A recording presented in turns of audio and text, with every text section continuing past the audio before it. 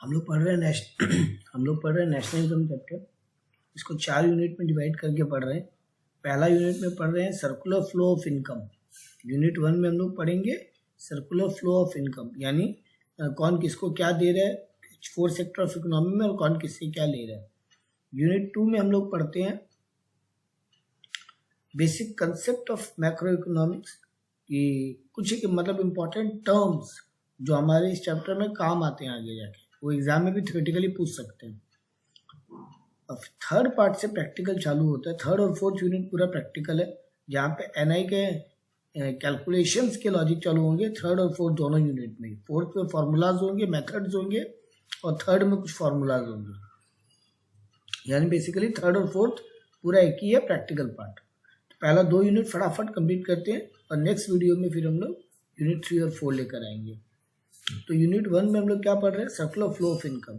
तो हम पहले ये समझे कि हमारा इनकम का जो कुछ फेजेस है, कुछ फेज है, जैसे cycle of generation of income in production process is distribution among factors of production and finally circulation from household to firm. मतलब हमारे यहाँ पर जनरेशन ऑफ इनकम होता है प्रोडक्शन प्रोसेस से, और फिर वो डिस्ट्रीब्यूट होता है factors of production and finally circulate होता है हाउस होल्ड टू फर्म में in the form of consumption of goods and service. तो ये फेज चलते हैं। तो पहला फेज हुआ जनरेशन फेज, मतलब जहाँ पे कुछ ना कुछ इनकम जनरेट हो रही है। सेकंड मतलब प्रोडक्शन हो रहा है। सेकंड फेज में डिस्ट्रीब्यूशन हो रहा है, यानी वो रेंट, वेजेस, इंटरेस्ट और प्रॉफिट का बात हो रहा है। थर्ड फेज में हम लोग चीज़ों को डिस्पोज करते हैं, यानी वो गुड्स एंड सर्विसेज का पेमेंट करते हैं या खरीदते हैं गुड्स एंड सर्विसेज। अब इसी पॉइंट को 2 पार्ट में तोड़ा, स्टॉक कंसेप्ट और फ्लो कंसेप्ट, जो एग्जाम में काम कर रही है। स्टॉक का मतलब क्या है, at a particular of time, और फ्लो का मतलब क्या, over a period of time. तो स्टॉक का मतलब that variable which is measured at a particular point of time. जैसे हम बोलते हैं 31 मार्च को हमारे गोडाउन में कितना सामान पड़ा है, 31 मार्च को हमारे गोडाउन में कितना सामान पड़ा है, वो हो गया स्टॉक कंसेप्ट। यानी एक पॉइंट ऑफ टाइम पे 31 मार्च के दिन या 31 जनवरी के दिन या 31 दिसंबर के दिन, जिस दिन हम कैलकुलेट कर रहे हैं। लेकिन फ्लो का मतलब वो over a period of time, मतलब पूरे साल में कितना प्रोडक्शन हुआ। तो अगर मैं बात करूं कि प्रोडक्शन कितना हुआ तो वो फ्लो कंसेप्ट हो गया। जबकि मैं जब बात करूं कि एक दिन, एक पॉइंट ऑफ टाइम, तो हो गया स्टॉक कंसेप्ट। मतलब यहाँ पे कोई टाइम डायमेंशन नहीं है, जबकि यहाँ पे ओवर अ पीरियड है पूरा। ये स्टैटिक है, मतलब चेंज नहीं होगा। मैं 31 मार्च को अगर स्टॉक बता रहा हूँ तो एक दिन का बता रहा हूँ, तो अलग अलग फिगर नहीं मिलेंगे। लेकिन ये प्रोडक्शन का ओवर अ पीरियड टाइम बात करूँ वो डायनेमिक है। मैंने पूछा पूरे जनवरी में कितना हुआ, पूरे फरवरी में कितना हुआ, पूरे मार्च में कितना हुआ, तो बदलता रहेगा। इसके एग्जाम्पल क्या हो गए, जैसे जब मैं बोलता हूँ पॉपुलेशन कितनी है आज देश की, ये स्टॉक कंसेप्ट है। तुम्हारे फैक्ट्री में या गोडाउन में कितना स्टॉक पड़ा है, वो स्टॉक कंसेप्ट है। तुम्हारे देश में आज टोटल कितना मनी सर्कुलेट हो रहा है, स्टॉक कंसेप्ट है। इंडिया में या किसी पर्टिकुलर पर्सन के पास कितना वेल्थ है, स्टॉक कंसेप्ट है। लेकिन जब मैं बोलूँ पूरे साल में कितने बच्चे पैदा हुए, पूरे साल में कितना यूनिट मैन्युफैक्चर हुआ, पूरे साल में कितना खर्चा लगा, पूरे साल में कितना नेशनल इनकम हुआ, तो ये सब क्या है, फ्लो कंसेप्ट है। तो एग्जाम में पूछता है ये। नेक्स्ट आया टाइप्स ऑफ सर्कुलर फ्लो। तो 2 टाइप के सर्कुलर फ्लो है, रियल फ्लो और मनी फ्लो।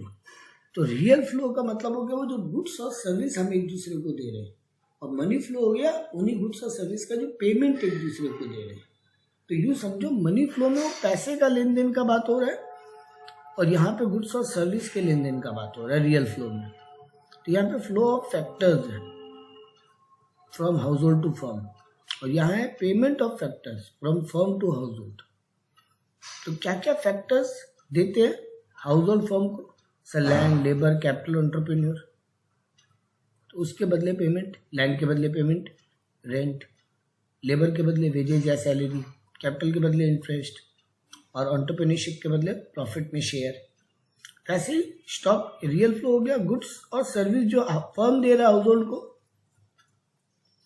यहाँ पर जो हाउस होल्ड पेमेंट करता है फर्म को गुड्स और सर्विस के लिए, मैंने आपसे 100 पैकेट बिस्किट खरीदे, 50 पैकेट बिस्किट खरीदे, 1 पैकेट बिस्किट खरीदा, तो वो हो गया रियल फ्लो।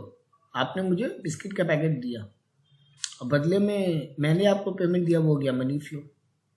ऊपर क्या था, मैंने आपके यहाँ पे लैंड लेबर कैपिटल एंटरप्रेन्योर दिया, मैं हाउस होल्ड हूँ आपके फर्म को दिया, तो बदले में आपने मुझे पेमेंट दिया। मतलब ये फिजिकली जो गुड्स और सर्विस का लेन देन हो रहा है उसको बात कर रहा है, जबकि ये उसके मनी का बात कर रहा है। It determine the magnitude of growth.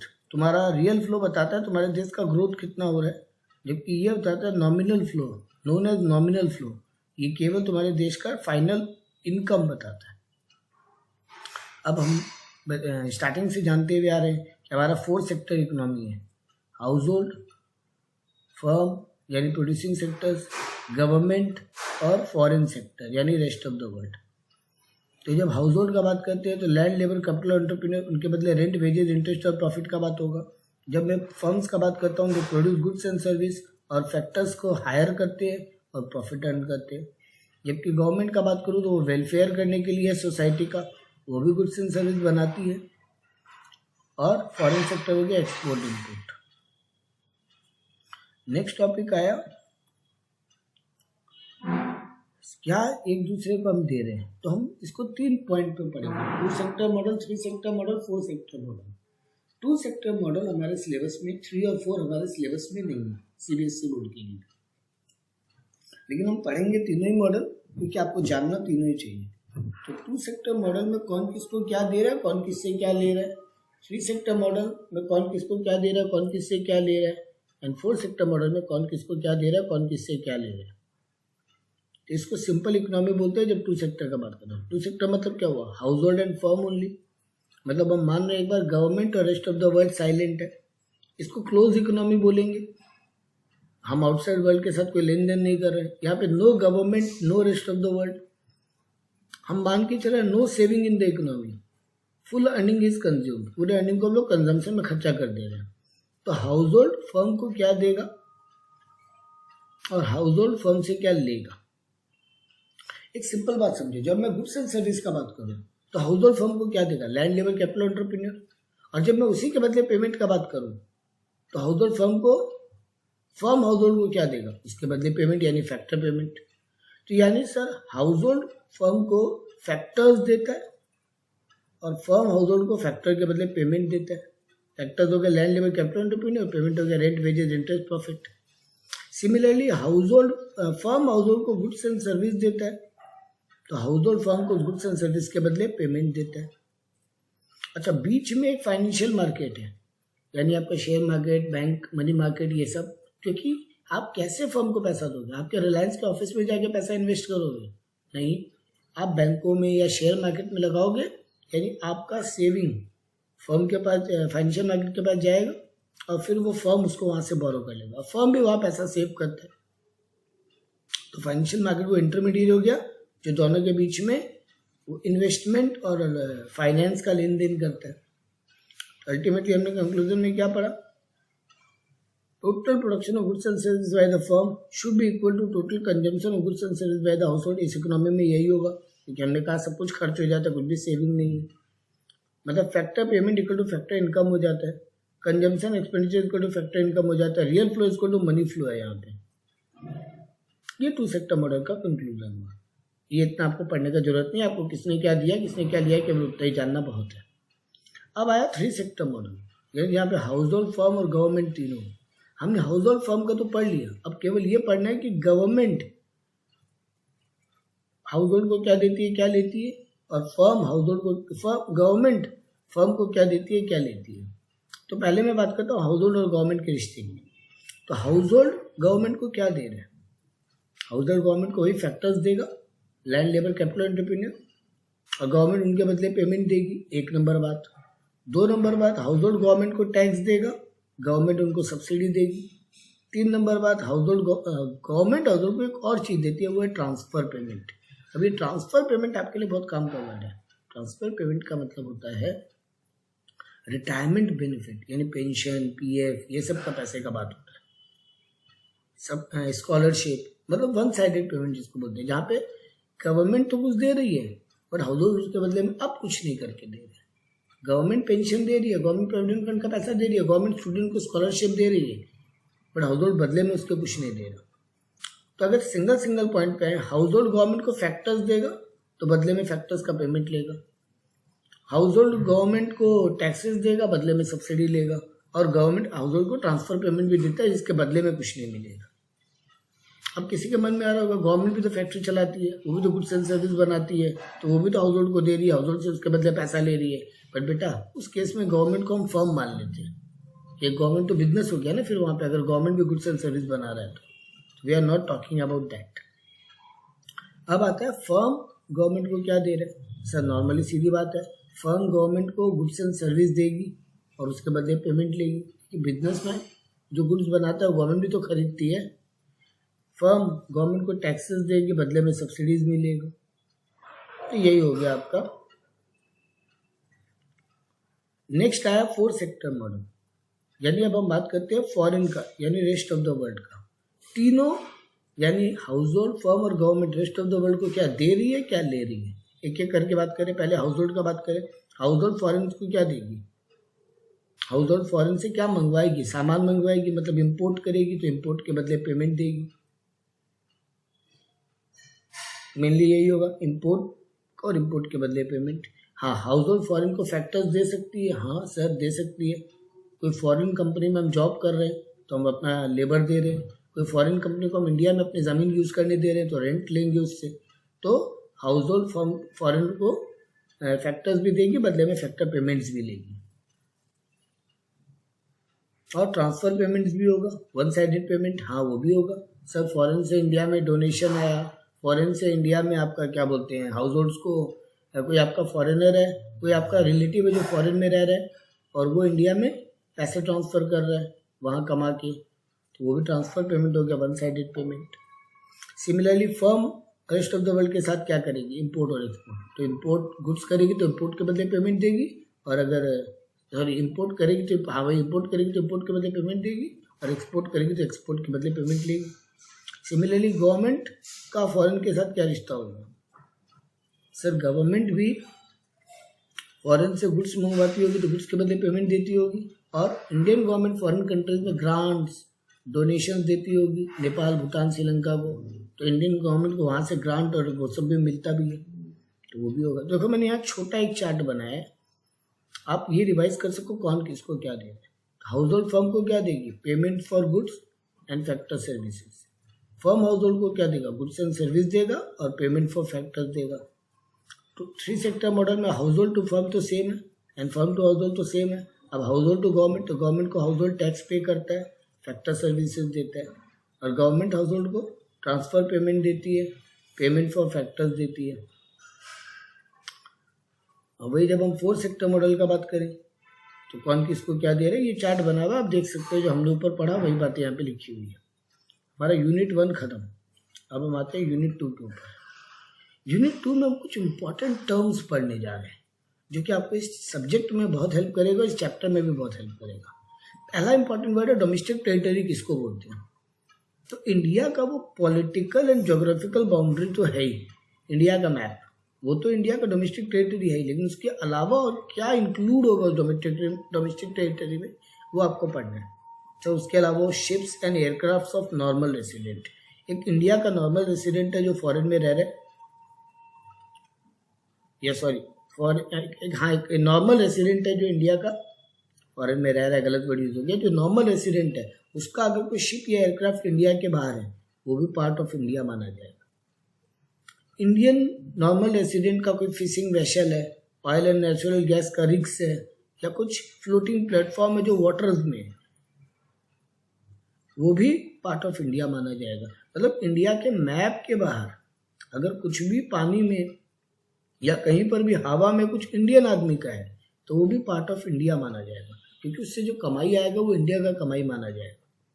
Similarly India का एम्बेसी, इंडिया का काउंसलेट, इंडिया का कोई मिलिट्री एस्टेब्लिशमेंट है दूसरे देश में, वो भी पार्ट ऑफ इंडिया माना जाएगा। मतलब इंडियन आदमी अगर कहीं श्रीलंका में बैठी है तो भी वो इंडियन आदमी कोई भी कमाएगी वो तो इंडिया का कमाई माना जाएगा ना। हम पढ़ क्यों रहे चैप्टर, हम पढ़ रहे हैं इंडिया का कमाई क्या माना जाएगा, तो इंडिया का वो भी तो कमाई माना जाएगा ना, वो भी पार्ट ऑफ इंडिया होगा। वैसे इंडिया का अमेरिका में एम्बेसी है, इंडिया का अमेरिका में काउंसलेट्स है, वो भी पार्ट ऑफ इंडिया माना जाएगा। तो देखो इंडिया के बॉर्डर के अंदर जो है वो तो इंडिया का डोमेस्टिक टेरिटरी है ही, पॉलिटिकल एंड जोग्राफिकल बाउंड्री, लेकिन उसके अलावा कोई नॉर्मल रेसिडेंट का बाहर शिप एयरक्राफ्ट है, कोई नॉर्मल रेसिडेंट का बाहर फिशिंग वेसल है, नेचुरल गैस का रिग है, या कोई भी पानी में फ्लोटिंग प्लेटफॉर्म है जहाँ से बिजनेस हो रहा है इंडियन आदमी का, एक नॉर्मल रेसिडेंट का, वो पार्ट ऑफ इंडिया माना जाएगा। इंडिया का कोई embassy, consulate, military establishment foreign में, वो भी पार्ट ऑफ इंडिया माना जाएगा। लेकिन क्या इंडिया नहीं माना जाएगा फिर? इट डज नॉट इंक्लूड क्या होगा इंडिया का बॉर्डर के हिसाब से? अगेन उल्टा कर लो अभी यही तीनों पॉइंट को, कि कोई फॉरेन कंट्री का एम्बेसी, कोई काउंसलेट या मिलिट्री एस्टेब्लिशमेंट है इंडिया में, वो पार्ट ऑफ इंडिया नहीं माना जाएगा। यूनाइटेड नेशन ऑर्गेनाइजेशन का इंडिया में कोई ऑफिस है, WHO का कोई इंडिया में ऑफिस है, तो वो भी पार्ट ऑफ इंडिया नहीं माना जाएगा, भले वो इंडिया के बॉर्डर के अंदर है, क्योंकि वो कमाई तो बाहर चला जाएगा ना। और हम ये चैप्टर पढ़ क्यों रहे हैं कि क्या चीज़ को नेशनल इनकम माने उस पॉइंट ऑफ व्यू से, ये आपको एकदम क्लियरली याद रहेगा। अब आ जाओ, तो ये सर बार बार ऊपर एक वर्ड आ रहा था, नॉर्मल रेसिडेंट। नॉर्मल रेसिडेंट कौन है? नॉर्मल रेसिडेंट तो इकोनॉमिक्स के पॉइंट ऑफ व्यू से नॉर्मल रेसिडेंट के लिए दो क्राइटेरिया है। एक, ऑर्डिनरीली रिसाइड्स इन इंडिया, मतलब पिछले 1 साल से वो इंडिया में, मोर देन 1 ईयर से वो इंडिया में रह रहा है, एंड उसका इकोनॉमिक इंटरेस्ट भी है इंडिया में। ये दोनों चीज़ें होगी तो नॉर्मल रेसिडेंट होगा, नहीं तो नहीं। अब इंडिया में रह रहा है तो फॉरेन की मिलिट्री तो इंडिया में रह रही है, फॉरेन के काउंसलेट के मेंबर्स तो इंडिया में रह रहे हैं, UNO के मेंबर्स तो इंडिया में रह रहे हैं, WHO के मेंबर्स तो इंडिया में रह रहे हैं, और उनका इकोनॉमिक इंटरेस्ट नहीं है, तो फिर वो इंडियन रेसिडेंट नहीं है। तो दोनों बातें साबित होनी पड़ेगी, ordinarily resides in India for a period of more than 1 year and have economic interest in that country. तो किसको किसको नॉर्मल रेसिडेंट नहीं माना? कोई भी फॉरेन टूरिस्ट जो इंडिया में घूमने आए, कोई मेडिकल या स्टडी करने आया इंडिया में, इलाज के लिए आया या पढ़ने के लिए आया, स्पोर्ट्स के लिए आया, कॉन्फ्रेंस के लिए आया, कोई फॉरेन स्टाफ का एम्बेसी, फॉरेन एम्बेसी का स्टाफ, कोई फॉरेन ऑफिशियल्स है, कोई फॉरेन डिप्लोमेट्स है, कोई फॉरेन आर्मी का आदमी है, यूनाइटेड नेशन का आदमी है, NGO का आदमी है फॉरेन का, कोई इंटरनेशनल ऑर्गेनाइजेशन का एम्प्लॉई है, कोई ऐसे शिप या क्रू का मेंबर है जो फॉरेन वेसल है और सीजनली इंडिया में आ रहा है, तो फिर वो इंडिया का पार्ट नहीं माना जाएगा। बॉर्डर वर्कर्स है, बहुत बार होता है कि हमारे बॉर्डर में जो इंडिया बांग्लादेश का बॉर्डर है, इंडिया श्रीलंका का बॉर्डर है, तो बॉर्डर के लोग इधर आके काम करते हैं, तो वो इंडियन रेसिडेंट थोड़ी ना हो जाएंगे, तो वो सबको नहीं माना जाएगा। और उल्टा हमारा कोई आदमी फॉरेन में ये सब में है, तो वो इंडियन रेसिडेंट माना जाएगा। अब लोग कंफ्यूजन होते हैं, रेसिडेंट मतलब सिटीजन, बिल्कुल नहीं।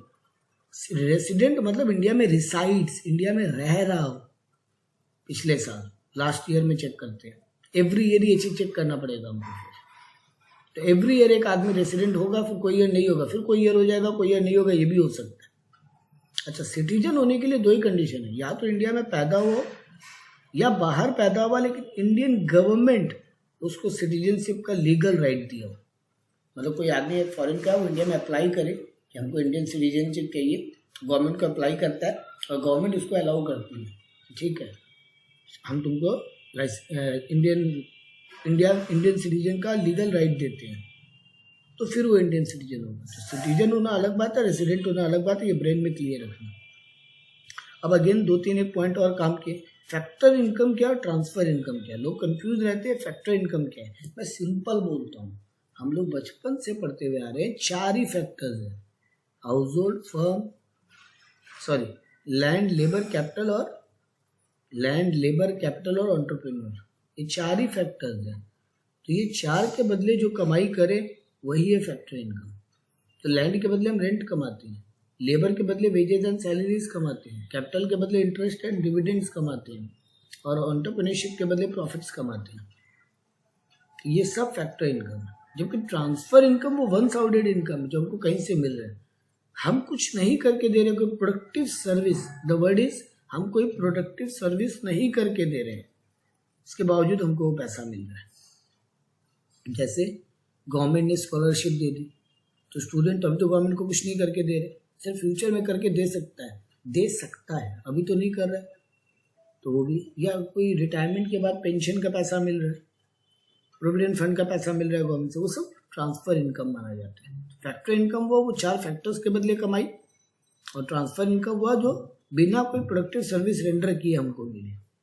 Factor income is part of NI and domestic income, लेकिन transfer income not included in national income, उसको नेशनल इनकम नहीं मानते।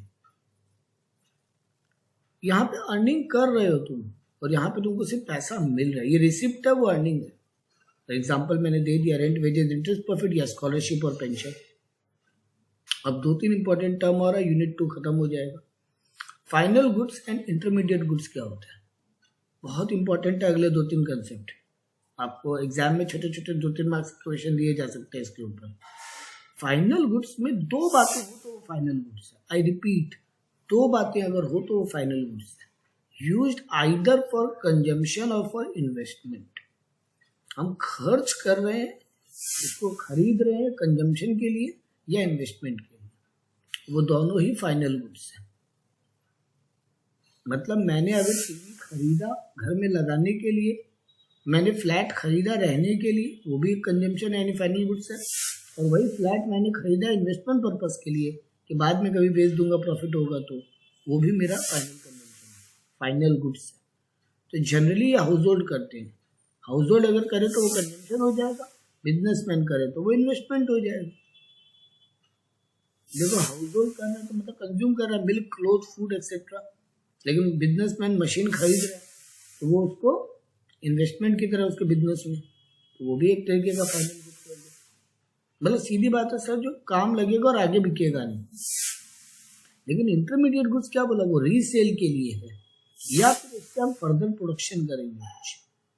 जैसे रीसेल के लिए दूध वाला दूध खरीद रहा है, डेयरी शॉप वाला, कपड़े का ट्रेडर कपड़ा खरीद रहा है आगे बेचने के लिए, या फिर मिल्कमैन दूध खरीद रहा है, स्वीट शॉप वाला स्वीट शॉप वाला दूध खरीद रहा है उससे मिठाई बनाने के लिए, फैक्ट्री वाला कपड़ा खरीद रहा है उससे आगे शर्ट बना के बेचने के लिए। तो ये सब क्या है, इंटरमीडिएट गुड्स। यानी आप बोल सकते हो रॉ मटेरियल टाइप का बात हो रहा है, या रॉ मटेरियल या वो फिनिश गुड जो आगे बेचेंगे, या तो रॉ मटेरियल का बात हो रहा है या वो फिनिश गुड जो आगे सेल किया जाएगा, खरीदा जा रहा है आगे बेचने के लिए, रीसेल के लिए या फर्दर प्रोडक्शन के लिए। 2 ही वर्ड काम का है, और यहाँ पे कंजम्पशन के लिए या इन्वेस्टमेंट के लिए। आपको ये बात ध्यान में रखना पड़ेगा, एग्जाम में आइटम दे के आपको पूछ सकता है, एमसीक्यूज में पूछ सकता है, 2-3 नंबर का छोटा क्वेश्चन में भी पूछ सकता है। तो मेन डिफरेंस है यूज कैसे हो रहा है प्रोडक्ट, उसके बेस पे डिसाइड हो रहा है। और फाइनल गुड्स को हम लोग एनआई में लेते हैं, इंटरमीडिएट को एनआई में नहीं लेते, तो ये भी एमसीक्यू में पूछ सकता है। Final goods are ready to use, intermediate goods are in production process. ये फालतू पॉइंट था, उतना काम के लिए नहीं है। नेक्स्ट है कंजम्पशन गुड्स और कैपिटल गुड्स क्या होता है। तो कंजम्पशन गुड्स मतलब जो हमारे वांट्स को सेटिस्फाई करने के लिए हम डायरेक्टली कंज्यूम कर रहे हैं। जैसे हम घर में ब्रेड ला रहे हैं, बटर ला रहे हैं, शर्ट खरीद के ला रहे हैं, पेन ला रहे हैं, टीवी ला रहे हैं, फर्नीचर ला रहे हैं, उसको हम आगे प्रोडक्शन कैपेसिटी में कहीं भी प्रमोट नहीं कर रहे हैं और उसका लिमिटेड एक्सपेक्टेड लाइफ है। जबकि कैपिटल गुड्स क्या होगा, जो हमको आगे प्रोडक्शन में मदद करेगा। जैसे मिठाई की दुकान वाला रेफ्रिजरेटर ला रहा है ताकि वो मिठाई को स्टोर करके आगे यूज़ कर सके, मशीन ला रहे हैं ताकि उससे कुछ सामान बना सके, जो प्रोडक्शन को प्रमोट करती है। और इसका more than a year life होता है, मोर देन अ ईयर उसका लाइफ होता है। अब मैंने एक कॉम्प्रिहेंसिव एग्जाम्पल क्रिएट किया है। क्या एक ही एग्जाम्पल कब कंजम्पशन गुड्स हो जाएगा, कब कैपिटल गुड्स हो जाएगा और कब इंटरमीडिएट गुड्स हो जाएगा। 3 ही तो वर्ड पढ़े। तो कार अगर मैं परचेज करता हूँ घर के लिए तो कंजम्पशन गुड्स हो गया, लेकिन वही टैक्सी ड्राइवर कार खरीदे या बिजनेस वाला बिजनेस के लिए गाड़ी खरीदे, that is known as capital goods. लेकिन अगर वही इंटरमीडिएट गुड्स डीलर खरीदे कार को आगे बेचने के लिए तो वो हो जाएगा इंटरमीडिएट गुड्स। वही कपड़ा अगर मैं घर के लिए लाऊं तो हाउस होल्ड गुड्स यानी कंजम्पशन गुड्स। लेकिन वही अगर ट्रेडर कपड़ा खरीदे आगे बेचने के लिए, उसके गुड्स एंडिंग में, ईयर एंडिंग में पड़े जो क्लोजिंग स्टॉक, वो हो गया कैपिटल गुड्स। टेलर खरीद के ला रहा है या ट्रेडर खरीद के ला रहा है रीसेल के लिए, वो हो गया इंटरमीडिएट गुड्स। मैं शुगर लाता हूँ घर के लिए तो हाउस होल्ड यानी कंजम्पशन गुड्स। वही मैं अगर उसको एज अ क्लोजिंग स्टॉक मेरे पास पड़ा है तो वो हो गया मेरा कैपिटल गुड्स। लेकिन वही मिठाई की दुकान वाला ला रहा है, ग्रोसरी वाला ला रहा है आगे बेचने के लिए, these all are intermediate goods. मैं डॉक्टर या लॉयर का सर्विस अपने पर्सनल पर्पस के लिए ले रहा हूँ तो कंजम्पशन गुड्स। बिजनेस पर्पस के लिए ये होगा ही नहीं, इसमें नहीं होगा। और अगर मैं अपने बिजनेस में यूज कर रहा हूँ ये सबको, हॉस्पिटल चला रहा हूँ और चला रहा हूँ, तो फिर वो हो गया इंटरमीडिएट गुड्स। इस तरीके से आपको डिफाइन करना है। लास्ट पॉइंट्स और आज का ये वीडियो वही फिनिश। ग्रॉस इन्वेस्टमेंट और नेट इन्वेस्टमेंट क्या होता है? What is gross investment and net investment? Gross investment मतलब एडिशन टू कैपिटल स्टॉक। पहले तो ये वर्ड याद करो, ग्रॉस इन्वेस्टमेंट मतलब एडिशन टू कैपिटल स्टॉक। तो मतलब हम डेप्रिसिएशन माइनस किए बिना जो बात करते हैं, before making allowance for depreciation. क्योंकि नेशनल इनकम मतलब addition to capital stock of economy in a given period of time after depreciation. Gross investment का मतलब हुआ addition to capital stock before making allowance of depreciation. जबकि net investment क्या हुआ? Addition to capital stock after allowing depreciation. मतलब gross investment minus डेप्री कर दो तो नेट इन्वेस्टमेंट आ जाता है। और डेप्रिसिएशन के लिए क्या वर्ड यूज करता है आपका economics? Consumption of fix capital. ये वर्ड याद करना। फिक्स कैपिटल के यूज करने को तो डेप्री बोलते हैं, यही अदर नेम ऑफ डेप्रिसिएशन है। तो उसका सिंपल मीनिंग तो आप सब जानते हो, fall in the value of fix asset due to normal wear and tear. Next important word है net indirect tax. Indirect tax क्या होता है? वो जो ड्यूटीज और टैक्सेस गवर्नमेंट लगाता है गुड्स एंड सर्विसेज के ऊपर, जैसे GST, custom duty, excise duty, ये सब हो गया इनडायरेक्ट टैक्स। और नेट क्या हुआ? सर गवर्नमेंट हमको सब्सिडी भी देता है, बिजनेसमैन को गवर्नमेंट सब्सिडी भी देता है। जैसे हम लोगों को एलपीजी का सब्सिडी मिलता है, किसान लोग को फर्टिलाइजर भी सब्सिडी मिलता है, कम दाम में सामान मिलता है। मतलब तो जब हम ये जो इनडायरेक्ट टैक्स में से सब्सिडी माइनस कर दे वही हो जाता है नेट इनडायरेक्ट टैक्स। तो इनडायरेक्ट टैक्स माइनस सब्सिडी को बोलते हैं नेट इनडायरेक्ट टैक्स। तो इनडायरेक्ट टैक्स अलग हो गया, सब्सिडी अलग हो गया, और जब इनडायरेक्ट टैक्स से सब्सिडी को माइनस कर दे तो बन गया नेट। फैक्टर कॉस्ट और मार्केट प्राइस क्या होता है? देखो बहुत मजेदार वर्ड है, factor cost and market price. एक सिंपल लैंग्वेज में मेरी बात समझना, आपको 1 मिनट में टॉपिक समझ में आ जाएगा। देखो मैं यहाँ समझाता हूँ। हम दुकान में जाते हैं, हम लोग बिल लेते हैं, बिल में दुकानदार कैसे बोलता है 1000 शर्ट का, एक शर्ट का दाम 1000 रुपये, आप बोलते हो 3 शर्ट चाहिए तो 3000 का बिल बनाता है। उसमें वो जीएसटी ऐड करता है, लेट से 5% जीएसटी है, तो 3000 का 5% कितना हुआ? 150 रुपये और ऐड कर लेता है वो। हाँ, गवर्नमेंट उसको सब्सिडी देती है, वो माइनस कर लेता है। मान लो गवर्नमेंट ने उसको 20 रुपये का सब्सिडी दी है, यही तो हुआ नेट इनडायरेक्ट टैक्स, 150 माइनस 20, यानी सर वो नेट इनडायरेक्ट टैक्स ऐड कर लेता है। हाँ, तो हो जाता है 3130। इसी को बोलते हैं मार्केट प्राइस। और ये जो 3000 है इसको बोलते हैं फैक्टर कॉस्ट, क्योंकि फैक्टर कॉस्ट में लैंड, लेबर, कैपिटल, एंटरप्रेन्योर चारों का फैक्टर का वैल्यू आ गया। माने रेंट, वेजेस, इंटरेस्ट और प्रॉफिट सब जोड़ लिए गुड्स का, तो आ गया फैक्टर कॉस्ट। और जब उसमें नेट इनडायरेक्ट टैक्स ऐड किया तो आ गया मार्केट प्राइस, जो तुमको जिस दाम पे तुमको बेचा जाएगा, क्योंकि तुमको इनडायरेक्ट टैक्स ऐड करके बेचा जाता है, नेट इनडायरेक्ट टैक्स ऐड करके बेचा जाता है। तो यानी फैक्टर कॉस्ट हो गया गुड्स का दाम प्लस प्रॉफिट, और नेट इनडायरेक्ट टैक्स हो गया जब मार्केट प्राइस हो गया जब उसमें मैं नेट इनडायरेक्ट टैक्स को ऐड कर दूँ। तो फैक्टर कॉस्ट मतलब amount paid two factors of production, जबकि मार्केट प्राइस हो गया price at which product actually sold in the market, यानी इनवॉइस प्राइस। यानी factor cost plus net indirect tax. और लास्ट इंपॉर्टेंट टर्म, और ये वीडियो यहीं खत्म। NFI क्या होता है? Net factor income from abroad. देखो फैक्टर इनकम क्या हो तो पता चली गया, वो 4 चीज, रेंट, वेजेस, इंटरेस्ट और प्रॉफिट। जब तुम्हारे देश का आदमी फॉरेन से ये कमा कर लाता है तो वो हम अपने, मान लो इंडिया में एक आदमी ने 2 लाख रुपए कमाए तो वो तो हो गया डोमेस्टिक इनकम। अब एक मिस्टर एक्स है जो फॉरेन से 20 लाख रुपए कमा कर ला रहा है, सॉरी एक इंडिया में एक आदमी उसने 2 करोड़ रुपए कमाए, फॉरेन से ये हो गया डोमेस्टिक इनकम। और फॉरेन से एक आदमी ने 20 लाख रुपए कमाए और इंडिया में लेकर आया, तो ये हो गया फैक्टर इनकम फ्रॉम अब्रॉड। वैसे कोई फॉरेनर भी तो होगा जो इंडिया से कमा के लेके जा रहा होगा, वो नॉन रेसिडेंट, मान लो वो भी 5 लाख रुपए कमा के लेके जा रहा है, तो अल्टीमेटली फॉरेन से कितना इनकम आया? 15 लाख। इसी को बोलते हैं net factor income from abroad.